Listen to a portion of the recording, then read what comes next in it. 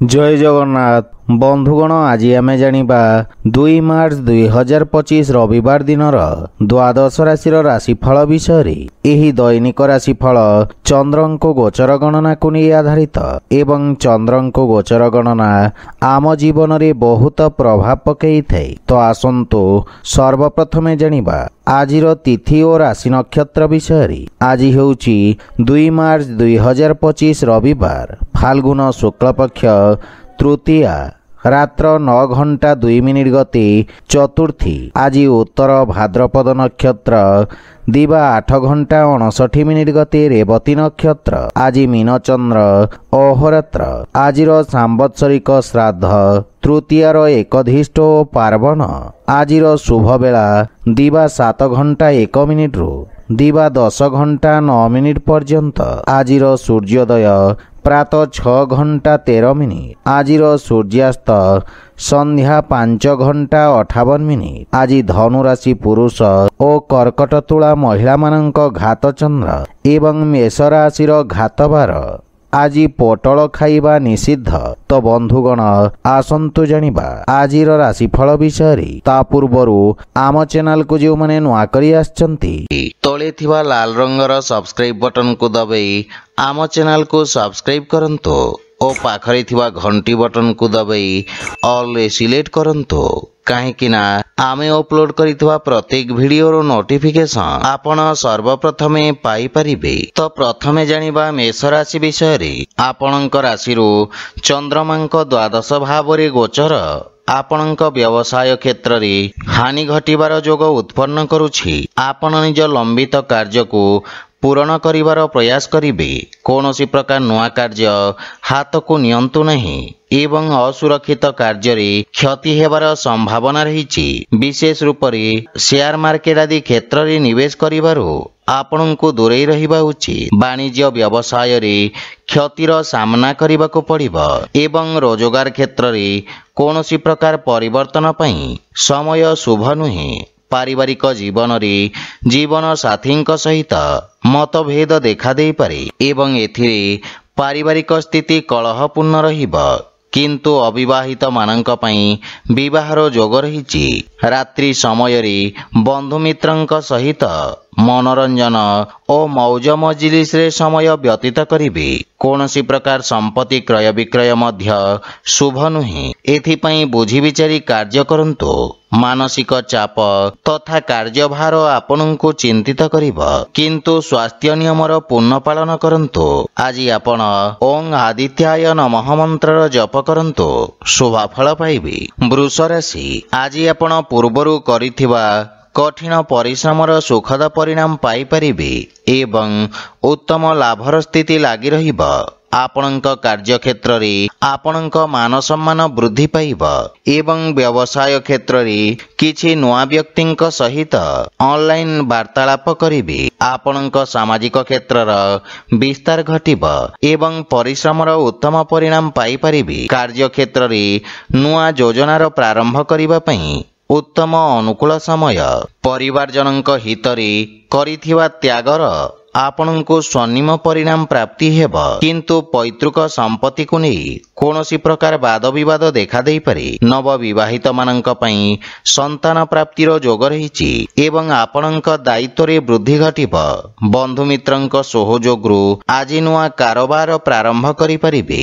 स्वास्थ्य अवस्था रे गंठी जनित समस्या देखा दे पारे। आज आपण गोमाता को खाइबा को दियंतो शुभ फल पाइबे। मिथुन राशि आज आपणक कर्म भाव रे चंद्रदेवंको गोचर आपणको राजकीय क्षेत्र रे लाभ प्रदान करिबो।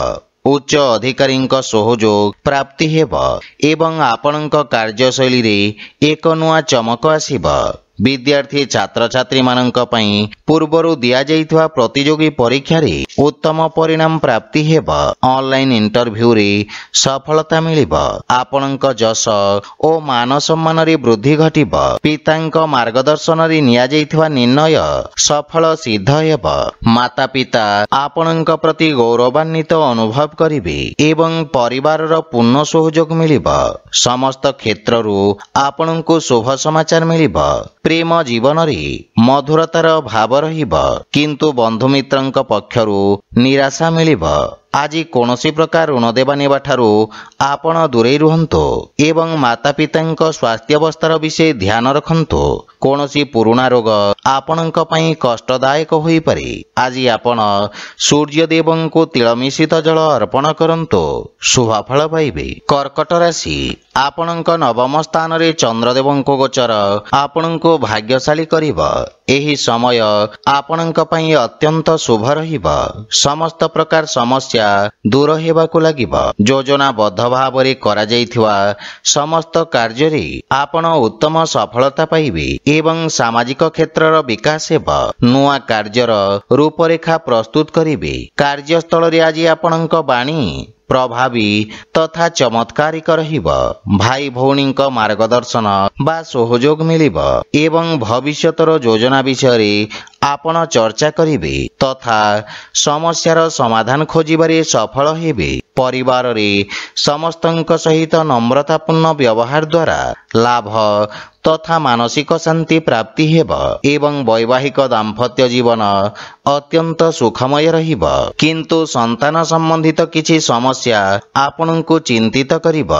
ଆର୍ଥିକ ସ୍ଥିତି ମଧ୍ୟମ ରହିବ, ସେଥିପାଇଁ ବୁଝି ବିଚାରି ନିବେଶ କରିବା ଉଚିତ। ରକ୍ତଚାପ ସମ୍ବନ୍ଧିତ ରୋଗୀଙ୍କୁ ନିଜ ସ୍ୱାସ୍ଥ୍ୟାବସ୍ଥାର ବିଷୟ ଧ୍ୟାନ ରଖିବାର ଆବଶ୍ୟକତା ରହିଛି। ଆଜି ଆପଣ ଅସହାୟ ବ୍ୟକ୍ତିଙ୍କୁ ସାହାଯ୍ୟ କରନ୍ତୁ, ଶୁଭଫଳ ପାଇବେ। ସିଂହ ରାଶି, ଆଜି ଆପଣଙ୍କୁ ବ୍ୟବସାୟ କ୍ଷେତ୍ରରେ ଭାଗିଦାରୀଙ୍କ ପକ୍ଷ ମଧ୍ୟ ଶୁଣିବାକୁ ପଡ଼ିବ, ଅନ୍ୟଥା ଆପଣଙ୍କୁ ଆକସ୍ମିକ କୌଣସି ବଡ଼ କ୍ଷତିର ସାମ୍ନା କରିବାକୁ ପଡ଼ିବ। ଆଜି ଆପଣଙ୍କ ପାଇଁ ସେୟାର ମାର୍କେଟ ଆଦିରେ ନିବେଶ କରିବା ପାଇଁ ମିଶ୍ରିତ ଅବସର ମିଳିବ, କିନ୍ତୁ ପାରିବାରିକ କଳହରୁ ଆପଣ ଦୂରେଇ ରୁହନ୍ତୁ ତଥା ଜୀବନସାଥୀଙ୍କ ଭାବନାକୁ ମଧ୍ୟ ଧ୍ୟାନ ରଖନ୍ତୁ। ପ୍ରେମ ଜୀବନରେ ବାଣୀର କଠୋରତା ସମ୍ବନ୍ଧରେ ଫାଟ ସୃଷ୍ଟି ହୋଇପାରେ। ଭାଇଙ୍କ ସହିତ କୌଣସି ପ୍ରକାର ବାଦ ବିବାଦରୁ ଆପଣ ଦୂରେଇ ରୁହନ୍ତୁ। ଆପଣଙ୍କୁ ନିଜ ଭାଷା ତଥା ଭାଷା ଶୈଳୀର ବିଷୟ ଧ୍ୟାନ ରଖିବାର ଆବଶ୍ୟକତା ରହିଛି।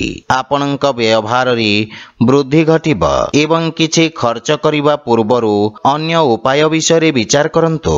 ଅନାବଶ୍ୟକ ଆର୍ଥିକ ଦେବାନେବାରୁ ସାବଧାନ ରୁହନ୍ତୁ। କାର୍ଯ୍ୟକ୍ଷେତ୍ରରେ ଆଜି କୌଣସି ଅଜଣା ବ୍ୟକ୍ତିଙ୍କୁ ସାମିଲ କରିବା ପୂର୍ବରୁ ବିଚାର ନିଶ୍ଚୟ ଭାବରେ କରନ୍ତୁ, ଅନ୍ୟଥା ପରେ ଆପଣଙ୍କୁ କ୍ଷତିର ସାମ୍ନା କରିବାକୁ ପଡ଼ିବ।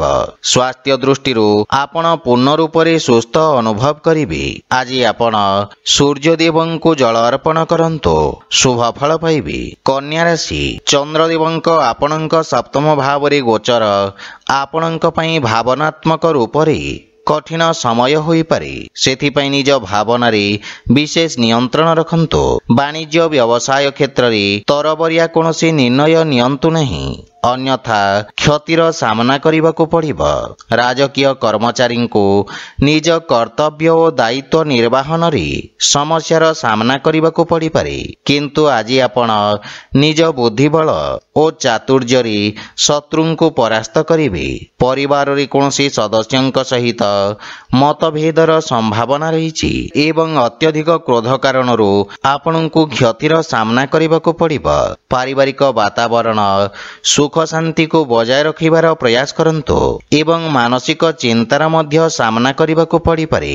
ପ୍ରେମ ଜୀବନରେ ଆପଣ ଆନନ୍ଦଦାୟକ ମୁହୂର୍ତ୍ତ ବ୍ୟତୀତ କରିବେ ଏବଂ ଆର୍ଥିକ ସ୍ଥିତି ମଧ୍ୟମ ରହିବ। ଲାଭ ପାଇବା ପାଇଁ ଆପଣଙ୍କୁ କଠିନ ପରିଶ୍ରମ କରିବାକୁ ପଡ଼ିବ। ପୂର୍ବରୁ ଚାଲି ଆସୁଥିବା ସ୍ୱାସ୍ଥ୍ୟ ସମସ୍ୟାରୁ ମୁକ୍ତି ମିଳିବ।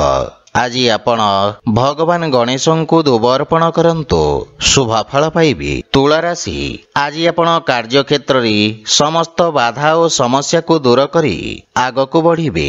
ଆପଣ ନିଜ ବ୍ୟବସାୟିକ କାର୍ଯ୍ୟଶୈଳୀରେ ନିଜର ସମସ୍ତ କର୍ତ୍ତବ୍ୟକୁ ସଫଳତାପୂର୍ବକ ନିର୍ବାହନ କରିବେ। ଉଚ୍ଚ ଶିକ୍ଷା ହେତୁ କୌଣସି ଅତ୍ୟାଧୁନିକ ସଂସ୍ଥାନରେ ଆବେଦନ କରିବା ପାଇଁ ସମୟ ଅନୁକୂଳ ରହିଛି। କୌଣସି କାର୍ଯ୍ୟ ବା ଯୋଜନା ପୂରଣ ନ ହେବା ପର୍ଯ୍ୟନ୍ତ ସାର୍ବଜନିକ କରନ୍ତୁ ନାହିଁ। ସନ୍ତାନ ପକ୍ଷରୁ ସୁଖଦ ଅନୁଭୂତି ପ୍ରାପ୍ତ କରିବେ ଏବଂ ଜୀବନସାଥୀଙ୍କ ସହିତ ସମ୍ପର୍କରେ ପ୍ରଗାଢ଼ତା ଆସିବ। ପାରିବାରିକ ବାତାବରଣ ଉତ୍ତମ ଅନୁକୂଳ ରହିବ ତଥା ଆପଣ ନିଜ ଆର୍ଥିକ ମାମଲା ଓ ଭବିଷ୍ୟତକୁ ନେଇ ଚିନ୍ତିତ ରହିବେ। ଭାଇ ଭଉଣୀଙ୍କ ପକ୍ଷରୁ ପୂର୍ଣ୍ଣ ସହଯୋଗ ମିଳିବ। ପ୍ରେମ ଜୀବନ ପାଇଁ ସମୟ ଉତ୍ତମ ଅନୁକୂଳ ରହିଛି। ଆର୍ଥିକ ସ୍ଥିତି କ୍ଷେତ୍ରରେ ସୁଧାର ଆସିବ ଏବଂ ଛୋଟିଆ ଋଣଭାରରୁ ମୁକ୍ତି ପାଇପାରିବେ।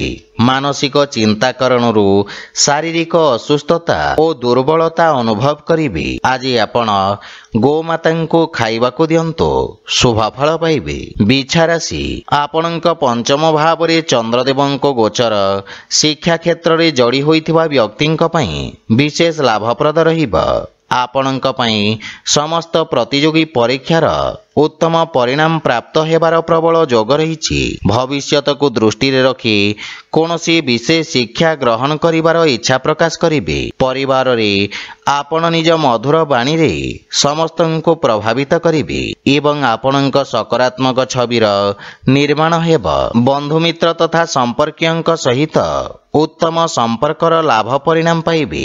ଜୀବନ ସାଥୀଙ୍କ ସହଯୋଗରୁ ଆପଣଙ୍କ ସମସ୍ତ କାର୍ଯ୍ୟ ସଫଳତାପୂର୍ବକ ସମାପ୍ତ ହେବ।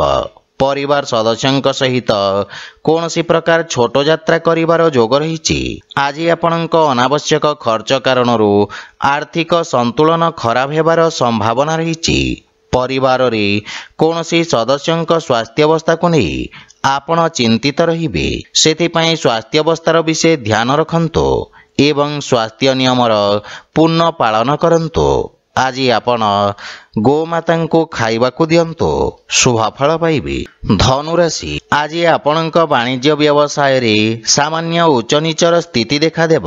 ଲାଭ ପାଇବା ପାଇଁ ଆଉ କିଛି ସମୟ ଲାଗିବ ଏବଂ ଏଥିପାଇଁ ଆପଣ ସାମାନ୍ୟ ଚିନ୍ତିତ ରହିବେ। ବ୍ୟବସାୟର ବିସ୍ତାର କରିବା ପାଇଁ ଆପଣ ବିଶେଷଜ୍ଞଙ୍କ ପରାମର୍ଶ ନେବେ। ଯେକୌଣସି କାର୍ଯ୍ୟ କରିବା ପୂର୍ବରୁ ବୁଝି ବିଚାରି ରିସ୍କ ନିଅନ୍ତୁ, କାହିଁକି ନା କେତେଥର ପୂରଣ ହେଉଥିବା କାର୍ଯ୍ୟରେ ମଧ୍ୟ ଅବରୋଧର ସାମ୍ନା କରିବାକୁ ପଡ଼ିବ।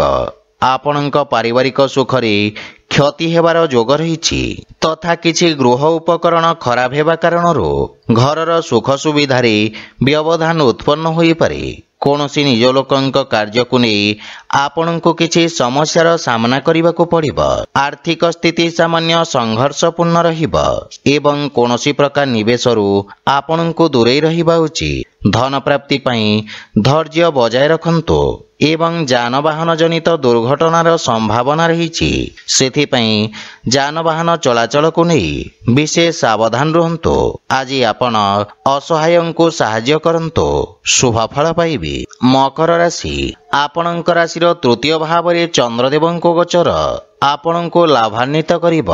ଆପଣଙ୍କ ପରାକ୍ରମରେ ବୃଦ୍ଧି ଘଟିବ ତଥା ଆପଣଙ୍କ ବାଣୀ ପ୍ରଭାବଶାଳୀ ରହିବ ଏବଂ ଆପଣଙ୍କ ସ୍ୱଭାବରେ ଅତି ଆକ୍ରମକତା କାରଣରୁ ଆପଣଙ୍କ ପ୍ରତିଷ୍ଠାରେ ହାନି ଘଟିବ। ସମାଜ ସେବା କାର୍ଯ୍ୟରେ ଆପଣ ସହଯୋଗ କରିବେ ଏବଂ ଆପଣ ନିଜର ସମସ୍ତ କାର୍ଯ୍ୟକୁ ସଫଳତାପୂର୍ବକ ସମ୍ପନ୍ନ କରିବେ ତଥା ମନରେ ପ୍ରସନ୍ନତାର ଭାବ ରହିବ। ରଚନାତ୍ମକ କାର୍ଯ୍ୟରେ ବ୍ୟସ୍ତତା ରହିବେ।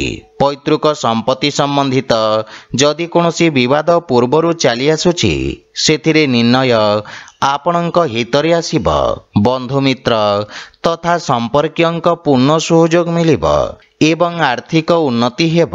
କିନ୍ତୁ ପାରିବାରିକ ଖର୍ଚ୍ଚରେ ବୃଦ୍ଧି ଘଟିବାରୁ ମାନସିକ ଚିନ୍ତା ଅନୁଭବ କରିବେ। ସ୍ୱାସ୍ଥ୍ୟାବସ୍ଥାରେ ସୁଧାର ହେବ। ପ୍ରାଣାୟାମ ତଥା ଦୈନିକ ବ୍ୟାୟାମର ଆବଶ୍ୟକତା ରହିଛି। ଆଜି ଆପଣ ବଜରଙ୍ଗ ବାଣ ପାଠ କରନ୍ତୁ, ଶୁଭ ଫଳ ପାଇବେ। କୁମ୍ଭ ରାଶି, ଆଜି ଆପଣ ନିଜ ବାଣୀରେ ସମସ୍ତଙ୍କ ପ୍ରିୟଭାଜନ ହେବେ ଏବଂ ନିଜ ମଧୁର ବାଣୀରେ ପୂର୍ବରୁ ଅଟକିଥିବା ମାମଲାକୁ ସମାଧାନ କରିନେବେ।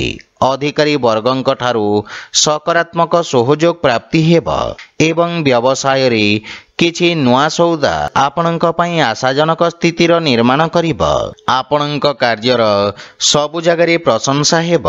ବିଦ୍ୟାର୍ଥୀ ଛାତ୍ରଛାତ୍ରୀମାନଙ୍କ ପାଇଁ ଉନ୍ନତିର ମାର୍ଗ ପ୍ରଶସ୍ତ ହେବ ଏବଂ ପରିବାରର ପୂର୍ଣ୍ଣ ସହଯୋଗ ଆପଣଙ୍କ ଉପରେ ଲାଗି ରହିବ। ପରିବାରରେ ଆପଣଙ୍କ ପ୍ରଭାବ ଓ ସମ୍ମାନରେ ବୃଦ୍ଧି ଘଟିବ। ପାରିବାରିକ ଜୀବନରେ ମଧୁରତା ଲାଗି ରହିବ।